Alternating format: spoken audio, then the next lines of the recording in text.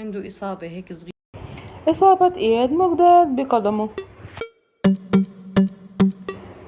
زارت مروة حماد ومعها ابنها التوأم إياد مجداد وهو مصاب بقدمه، ولكن لم تعلن مروة حماد عن سبب إصابته. جاد وإياد، وعلى الرغم أنهما توأم إلا أنهما يختلفان كثيرا جدا في الطباع والشخصيات.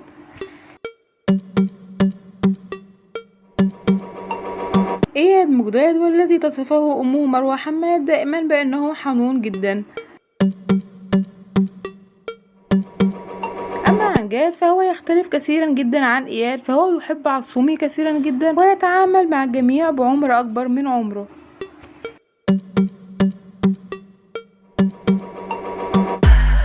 متابعينا، خلص الفيديو، أرجو أن هو يكون نال إعجابكم. شكرا لكم والسلام عليكم ورحمة الله وبركاته.